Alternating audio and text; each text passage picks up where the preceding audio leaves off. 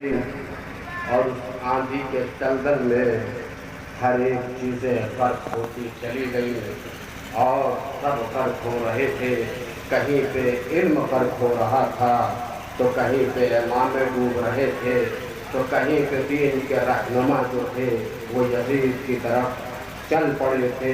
ایسے عالم میں، ایسے ماحول میں کوئی ایسا نہیں تھا کہ جو آتا اور آنے کے بعد یہ کہتا میں اس دین کے ساتھ ہوں، اور یہ دین پر جو یزیدیت جیسی طاغوتیت اور یزید جیسا خمار کھا رہا ہے، یہ خمار کو میں ہٹاؤں گا، اس خمار کو میں دور کروں گا.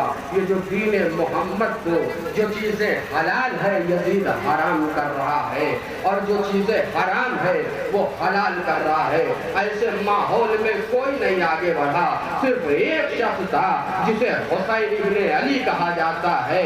وہ کھڑا ہوا اور آنے کے بعد اپنے نانا کے مزار پہ آیا اور آنے کے بعد کہتا ہے جو یزید نے دعویٰ کیا ہے کہ کوئی وحی نہیں آئی، کوئی قرآن نہیں ہے، کوئی کتاب نہیں ہے، کوئی سلام نہیں ہے، میں اپنے نانا کے مزار پہ کھڑا ہو کے یہ دعویٰ کرتا ہوں کہ میں دنیا کو بتاؤں گا اور آنے والی دنیا تک یہ پیغام پہنچاؤں گا میرا دین سچ ہے اور نانا حق ہے.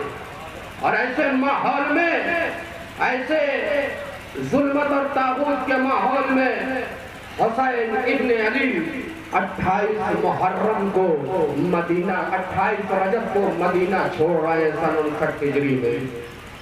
لیکن آپ اس بات پر غور کریں، ابھی آپ کے سامنے تمام تبرکات برآمد ہوں گے اور آپ ان تبرکات کی زیارت کریں گے، لیکن اپنی آنکھوں میں اشک جاری کر لیجئے گا.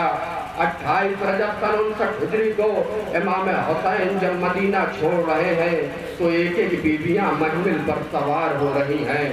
18 بنی ہاشم کے جوان جو ہیں وہ محمل پر بیویوں کو سوار کرا رہے ہیں، بڑی عزت سے بیویوں کو سوار کرا رہے ہیں. عباس آگے بڑھ رہے ہیں، کبھی علی اکبر آگے بڑھ رہے ہیں، کبھی اور محمد آگے بڑھ رہے ہیں. ایک ایک بیویوں کو محمل پہ سوار کرایا ہے. تصور شرط ہے عزیزان گرامی، آپ کے سامنے ابھی تبرکات برآمد ہوں گے، تبرکات کا استقبال کیجئے گا.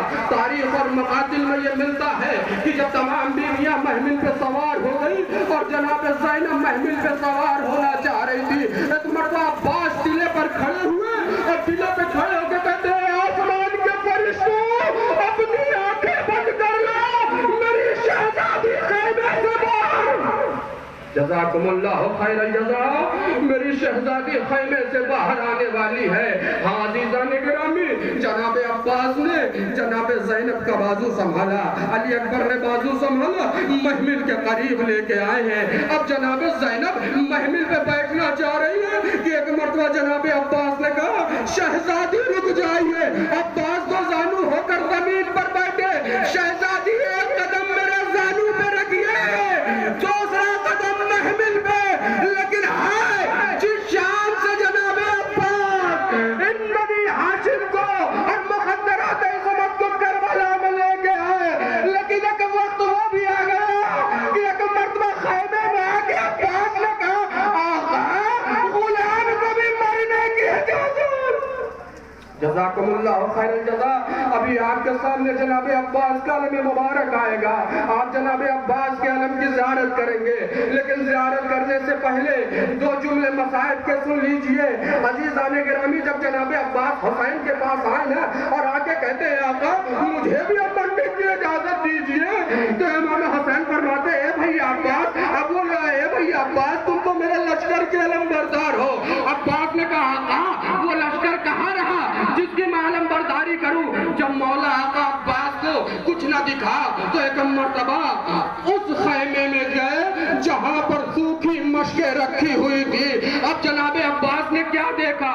سوکھی مشکیں ہیں، چھوٹے چھوٹے بچے اپنے شکم کو اس مشک سے لگائے ہوئے لیٹے ہیں اور کہے ہائے پیاس، ہائے پیاس. جناب عباس نے چھوٹے بچوں کو اٹھایا ہے، ایک جملہ یہاں پر پڑھوں گا تصور چاہتا ہے، اٹھایا اور لائے امام حسین کے سامنے کھڑا کر دیا.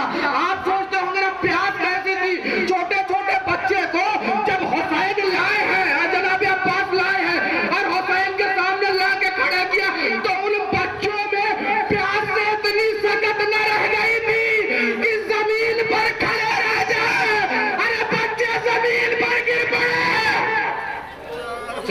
جزاکم اللہ خیر الجزا. خدا آپ کو کوئی غم نہ دے سوائے غم سید الشہداء میں. بچوں میں اتنی تاب نہ رہی کہ وہ بچے زمین پر کھڑے رہے.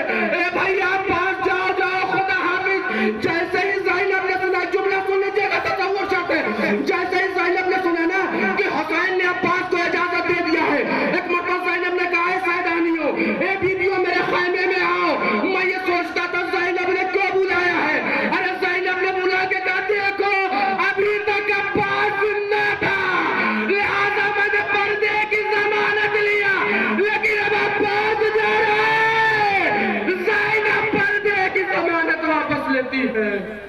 جزاکم اللہ خیر الجزا. عزیزان گرامی, جناب عباس آئے ہیں میدان کارکار میں, اور وہ بیچ کے سارے مصائب چھوڑتے ہوئے بس آخری جملہ مصائب کا سن لیجئے, اور اس کے بعد علم مبارک کی زیارت کیجئے گا. جناب عباس آئے ہیں اور جنگ کرتے کرتے ایک مرتبہ اس مقام پر پہنچے کی آواز دیا آقا غلام کا سلام قبول کیجئے. حمید بن مسلم کہتا میں نے دیکھا کہ حسین خیمے سے تو چلے, لیکن جیسے ہی عباس کا سلام حسین کے کانوں سے ٹکرایا, حسین نے کمر پہ ہاتھ رکھ لیا. جملہ نکل ظاہری, اے میرے بھائی عباس, تمہارے سلام نے ہماری کمر توڑ دی. ہاں عزیزان گرامی, جناب عباس کے قریب امام حسین علی مقام پہنچے ہیں. کیا دیکھا, عباس کی آنکھ میں تیر لگا ہوا ہے, سر پہ گرد لگا ہوا ہے, لیکن آپ یہ سنتے ہیں نا کہ امام حسین جناب عباس کے لاشے کو خیمے میں نہیں لے کے آئے ہیں, جناب عباس کا علم خیمے میں آیا ہے. سنیے گا آخر کیوں وجہ تھی. ارے یہ وجہ اس وقت سمجھ میں آئی کہ جب جناب زینب قید سے رہا ہونے کے بعد کربلا میں آئی, اور کربلا میں آ کے کہتی ہے بیٹا سید سجاد مجھے بھیا عباس کی قبر پہ لے کے چلو. زین العابدین نے سہارا دیا. جب عباس کی قبر پہ لے کے آئی تو ایک مرتبہ زینب کہتی تصور چاہتے ہیں, اے بیٹا سید سجاد میں نے تمہیں کسی بچے کی قبر پہ لانے کو نہیں کہا تھا. ارے میں نے اپنے بھائی عباس کی, اے بوبی اماں, ارے چچا کا لاشا گھوڑوں کی ٹاپوں سے اتنا پامال ہو گیا تھا. ارے یہی وجہ تھی حسین عباس کا علم لے کے چلے. سکینہ دیکھ رہی تھی علم آ رہا ہے, لیکن جب خیمے میں علم پہنچا تو کیا دیکھا, علم تو آیا ہے لیکن علمدار نہیں آیا. سکینہ گریہ کرنے لگی, اے بچوں اب میں پانی کی ضمانت واپس لیتی ہوں, اس لیے میرا چچا مراد پر. جزاکم اللہ خیر الجزا.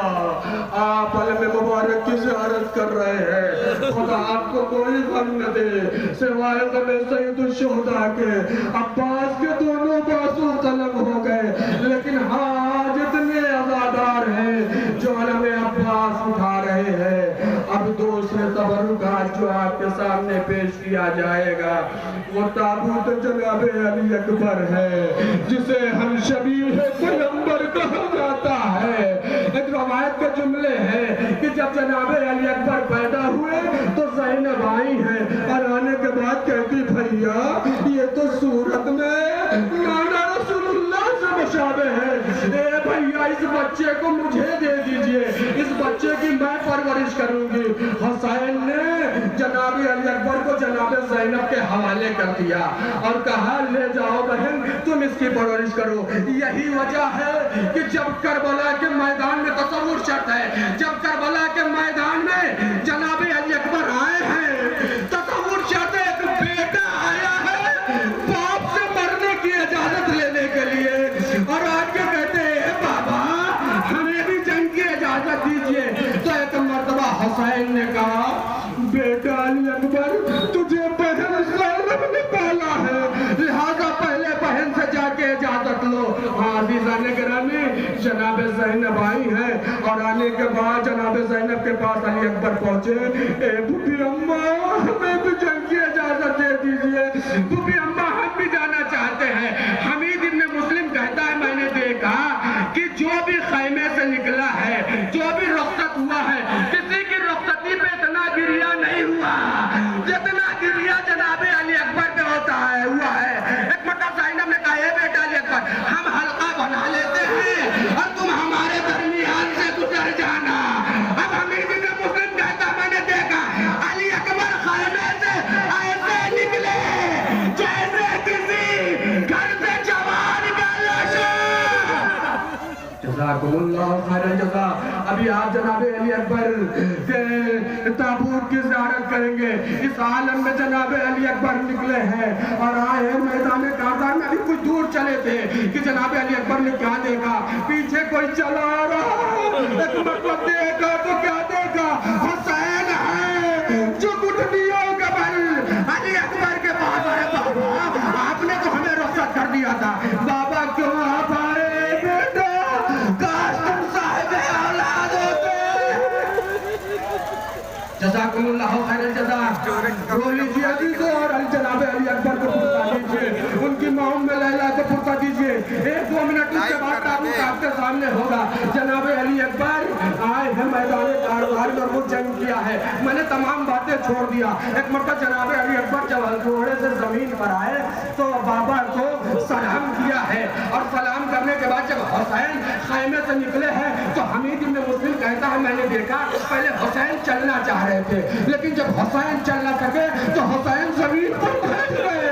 اب حسین بیٹھ کر چلنا چاہ رہے ہیں لیکن حسین نہیں چل پا رہے. اب گھٹنیوں کے بعد جیسے ایک چھوٹا بچہ اس عالم میں حسین آئے ہیں اور آگے کہتے ہیں بیٹا علی اکبر باپ کو دکھائی نہیں دیتا, بیٹا تم آواز تو آئی نہ علی اکبر تاکہ باپ تمہارے پاس آ جائے. عزیزان گرامی جناب علی اکبر کے قریب حسین پہنچے. میں صاحب کے تمام جملے چھوڑ دیے ہیں. اب جناب علی اکبر کی لاش کو اٹھانا چاہ رہے ہیں لیکن علی اکبر کی لاش کو حسین اٹھا نہیں پا رہے ہیں. ایک مرتبہ یا علی کہہ کے علی اکبر کی لاش کو اٹھایا, سینے سے لگایا, لیکن جو پیر تھے وہ زمین پر خط دیتے ہوئے چل رہے تھے. لیکن ہائے قریب حسین, ہائے مجبور حسین. ارے جب خیمے کے قریب آیا نا تو ایک جملہ کہا اے بنی اسد کے بچوں, بوڑھے باپ نے جوان کا لاشا نہیں اٹھنا چل دیا, سہارا دو تاکہ یہ بوڑھا باپ لاش کو لے کے خیمے میں جائے. علی اکبر کا لاشا خیمے میں آ گیا. ارے بیویوں میں کوہرام مچ گیا. لیکن میں ایک مصائب کا جملہ یہاں پہ ادا کروں گا. جب سب کے سر نو کے نیزے پر بلند ہوئے اور جناب علی اکبر کا بھی سر نو کے نیزے پر بلند ہوا تھا, اور جب شام و کوفہ میں یہ سر نو کے نیزے پر بلند ہوا تو ایک شام کی عورت تھی, اس نے جملہ کہا اے کاش اس چاند کے قتل ہونے سے پہلے اس کی ماں مر گئی ہوتی. ارے لیلا نے پکار کے کہا کیا کہہ رہی ہو, میں ماں زندہ ہوں. جزاکم اللہ خیر الجزا. خدا آپ کو کوئی غم نہ دے سوائے غم سید الشہداء کے. عزیزان گرامی آپ نے جناب علی اکبر کے تابوت کی زیارت کیا ہے. اب آپ کے سامنے وہ گہوارہ پیش کیا جائے گا جس کو امام حسین اپنے دامن میں اٹھا کے میدان کارزار میں لے کے آئے ہیں اور آنے کے بعد کہتے ہیں ظالموں, اگر میں تمہارے سامنے خطاوار ہوں تو اس بچے نے کون سی خطا کی ہے, اس بچے نے تمہارا کیا بگاڑا ہے. لیکن ہاں ہرملا کا ایک تیر چلا علی اکبر کے گلو مبارک پر لگا. ارے جیسے ہی جناب علی اکبر کے گلو مبارک پر لگا حسین نے وہ خون کو ہاتھ میں لیا اور چہرے پہ مل کے خیمے پہ پہنچے. جیسے ہی در خیمے میں پہنچے بس 1 سے 2 منٹ اور تابوت آپ کے سامنے ہے, اس گہوارہ آپ کے سامنے ہوگا. جیسے ہی امام حسین خیمے کے قریب پہنچے سکینہ دوڑ کے آئی, بابا آپ بھیا کو پانی پلا لائے اور میں پیاسی رہ گئی. اب حسین نے جیسے ہی ابا کا دامن ہٹایا, ارے کوئی بہن یہ منظر نہ دیکھے, علی اصغر کا گلا ہرملا کے تیر سے چلا ہوا. آپ نے جملہ سنا ہے نا کہ جناب علی اصغر کو امام حسین نے پشت خیمے پر دفن کر دیا تھا۔ امام حسین نے جب جناب علی اصغر کو پشت خیمے پر دفن کیا تو شام غریبہ سے پہلے، جب بس آخری روایت کے جملے ہیں اور اس کے تمہارے بیٹے علی اصغر کی خیر، اب رباب نے کیا دیکھا؟ پشت خیمے پہ ظالم نے نیزہ مارا، نیزے کے ساتھ 6 مہینے کا بچہ سینے پہ سوار ہوا، سر و تن میں جدائی ہوئی، حکمت رباب نے آسمان کا رخ کیا، میرے اللہ کیا 6 مہینے کے بچے بھی ذبح کیے جاتے ہیں؟ آپ نے گہوارے کی اشارت کیا، لیکن ہاں ابھی ایک سواری اور باقی ہے، ایک تبرک اور باقی ہے، اسے سلجنا کہا جاتا ہے، جس پر حسین سوار ہوتے تھے۔ اصل عاشورہ ایک جملہ آپ کی خدمت میں عرض کروں، جتنا حسین پیاسے تھے اتنا ہی جانور بھی پیاسا تھا، اپنے آقا کا بڑا خیال رکھتا تھا۔ اب اپنے عاشور کے بعد ایک مرتبہ حسین خیمے میں آئے اور آنے کے بعد کہتے ہیں اے بی بیاں مجھے بھی رخصت کی اجازت دے دو۔ سامان سب لوگ رخصت ہوئے خیمے سے نا، بس ایک جملہ سن لیجیے اور اس کے بعد آپ کے سنت کو کھولا اور آپ زیارت کیجیے گا۔ امام حسین کی 3 رخصتی ہے۔ ایک مرتبہ حسین آئے ہیں امام زین العابدین کے پاس، عابد بیمار کے پاس، غش سے افاقہ ہوا، غش سے بیدار کیا، اے بیٹا سید سرجان اب میدان کارزار میں جا رہا ہوں۔ جیسے ہی آپ کھلی بابا آپ کے چہرے پر تو خون کی چیٹیں ہیں، آستین الٹی ہوئی ہے، گریبان چاک ہے، اے بابا بھیا عباس کہاں ہے؟ اے بابا چچا عباس کہاں ہے؟ بھیا علی اکبر کہاں ہے؟ ایک مرتبہ حسین نے سرسینہ پیٹ لیا، اے بیٹا اتنا سمجھ لو مردوں میں اب تمہارے اور ہمارے علاوہ کوئی زندہ نہیں ہے۔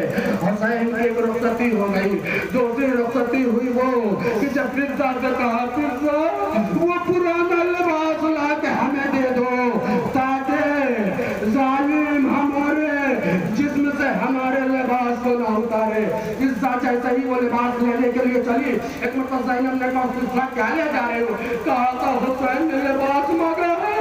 زینب نے سینہ پیٹ لیا، اے فضہ کیوں نہیں کہتی میرے بھائی کا کفن لے کے جا رہی ہو؟ عزیزان گرامی امام حسین آئے ہیں میدان کارزار میں، بس ایک روایت کے 1 منٹ کا جملہ ہے اور اس کے بعد ذوالجلال آپ کے سامنے ہوگا اور آپ زیارت کیجئے گا۔ جب جناب مختار نے جب ہرملہ کو گرفتار کیا تو ہرملہ سے پوچھا بتاؤ کربلا میں تُو نے کیا کیا؟ کہا میں کربلا میں 6 تیر لے کے گیا تھا، جس میں 3 خطا کر گیا تھا اور 3 تیر اپنے نشانے پہ لگا۔ کہا بتاؤ وہ کون سا تیر تھا جو اپنے نشانے پہ لگا؟ کہا پہلا تیر وہ تھا جب حسین علی اصغر کے لیے پانی مانگ جب حسین علی اصغر کے لیے پانی مانگ رہے تھے تو میں نے یہ دیکھا پودے یزید میں بغاوت ہو جائے گی، میں نے تیر چلایا، علی اصغر شہید ہو گئے۔ کہا دوسرا تیر اس وقت لگا تھا، تصور شرط بہت گریا کریں گے، تصور شرط عزیزان گرامی، دوسرا تیر اس وقت چلایا جب جناب عباس کے دونوں بازو قلم ہو گئے اور ان قریب تھا عباس مشق سکینہ لے کے خیمے میں پہنچ جائے، میں نے تیر چلایا، مشق سکینہ چل گئی۔ جناب مختار بے ہوش ہو گئے، جب ہوش میں آئے تو مرتقا اتنا بتا دے کہ تیسرا ظلم کربلا میں تُو نے کیا کیا ہے؟ کہ مختار سننے کے قابل نہیں ہے، یہ میں بیان نہیں کر سکتا، کہنے جلدی تو بتا دے کہ تیسرا ظلم تُو نے کیا کیا؟ کہ سننا چاہتے تو سنو، جب حسین خیمے سے رخصت ہو کے میدان کارزار میں آئے ہیں اور حسین نے کھچی ہوئی تلوار کو نیام میں رکھا ہے تو جس کے ہاتھ میں جو تھا وہ اس سے وار کرتا تھا، کوئی نیزہ مارتا تھا، کوئی پتھر مارتا تھا، کوئی تلوار چلاتا تھا، کوئی کچھ مارتا تھا، حسین پہ وار ہوتا رہا۔ میں نے دیکھا کہ حسین کے سارے جسم میں تیر لگ چکے ہیں، حسین گھوڑے پہ ڈگمگا رہے ہیں، تصور چاہتے گریا کریں گے، حسین گھوڑے پہ ڈگمگا رہے ہیں لیکن حسین زمین پہ نہیں آ رہے ہیں۔ تو میری آنکھوں نے دیکھا کہ کون ایسی جگہ ہے جہاں پر حسین کے جسم میں تیر نہیں ہے، میں نے دیکھا ایک جگہ بچی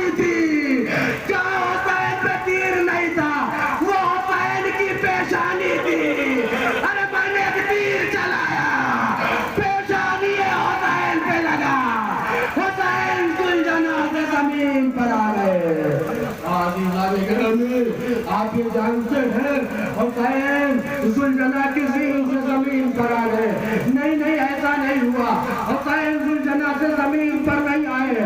حسین کا لاشا تیروں پر معلق تھا. اب شمر آگے بڑھا. لوگ یہ کہتے ہیں نا کہ شمر کا خنجر کند تھا، اس کی وجہ سے حسین کے گلے پہ جو خنجر چل رہا تھا وہ کند ہونے کی وجہ سے اس میں دھار نہیں تھی. نہیں عزیزان گرامی، جب یہ شمر سے پوچھا گیا کہ اتنا بتا دو کہ تمہارے شمر سے خنجر میں دھار بھی تھی، جب حسین کے گلے پر خنجر چل رہا تھا تو رک کے کیوں چل رہا تھا؟ تو شمر نے جملہ کہا، جیسے میں حسین کی گردن پہ چھری پھیرنا چاہتا تھا کسی ماں کی آواز آتی تھی، اے شیر میں نے تکیہ پیس کے پالا ہے. جزاکم اللہ خیر الجزا. ہاں عزیزان گرامی، امام حسین کے سر و تن میں جدائی ہو گئی. اب یہ وہی ذوالجناح تھا کہ سب کی شہادت کی خبر حسین لے کے خیمے میں آئے ہیں، لیکن حسین کی شہادت کی خبر خیمے میں کون لے کے جائے؟ ذوالجناح نے اپنی پیشانی حسین کے خون میں تر کی ہے، اب خیمے کی طرف چلا ہے. اس ذوالجناح پہ بھی تیروں کی بارش ہوئی، لیکن آخری کام تھا مقصد حسین، شہادت حسین خیمے تک پہنچانا. یہ ذوالجناح خیمے میں آ گیا. ارے بیویوں نے دیکھا بابا کی سواری آ گئی، بھیا کی سواری آ گئی. ارے بچی سکینہ بی بی ذوالجناح کے گلے میں باہیں ڈال کے جملہ کہا، اے ذوالجناح اتنا بتا دو وقت آخر میں بابا کو پانی ملا تھا.